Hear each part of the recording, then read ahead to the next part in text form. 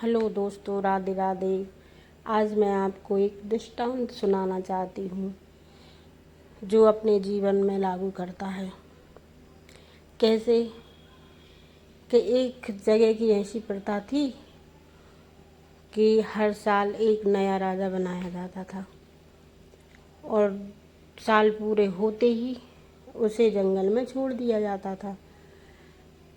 तो ऐसे कई राजा बने मिटे ऐसी प्रथा चलती रही। अब एक व्यक्ति जो बुद्धिमान था उसे राजा बनाया गया। तब उसने अपनी बुद्धि के अनुसार काम किया। उसने क्या किया कि एक साल के अंदर जो जंगल में राजा छोड़े जाते थे वहाँ पे उसने एक सुंदर नगर का निर्माण कर दिया। जो व्यवस्था वहाँ नहीं थी वो व्यवस्था करवा दी। पूरे साल उसने राज सुख को त्याग कर ये ही काम किया कि उस जंगल का भविष्य बदल दिया।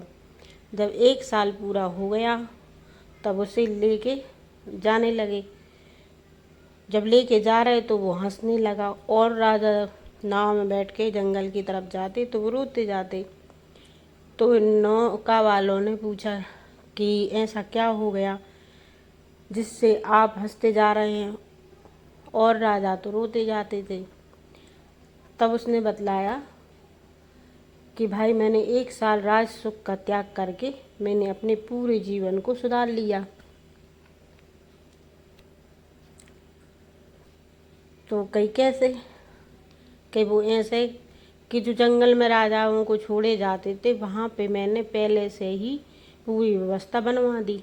जो सुख राज सुख में होना चाहिए वो जंगल में मुझे मिलेगा। इसलिए मैं हंस रहा हूँ क्योंकि एक साल के अंदर मैंने इतना काम कर लिया कि मैं पूरे जीवन में सुखी रहूँगा।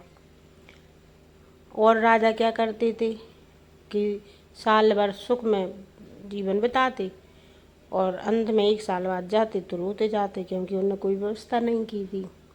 तो यही जीवन अपने जीवन में लागू करता है। यही बात अपने जीवन में लागू करती है कि अपन सोते हैं 8-9 बजे तक, समय व्यतीत हो जाता है। यहाँ हम किस लिए आए हैं ये कोई नहीं जानता। भगवान का भजन ही मेन सार है। रामायण जी पढ़ना सुनना, उसका मनन करना, यही जीवन का सबसे बड़ा सुंदर अच्छा जीवन है। हम ज़्यादा कुछ नहीं जानते लेकिन इतना ही जानते हैं कि भगवान का भजन ही सबसे श्रेष्ठ है।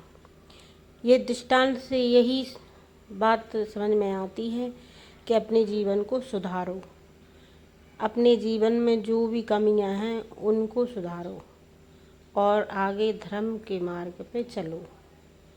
क्योंकि धर्म से जुड़ेंगे तो अपने कर्म सही बनेंगे और कर्म जब सही बनेंगे तो अपना भविष्य भी सुधरता जाएगा अपने आप।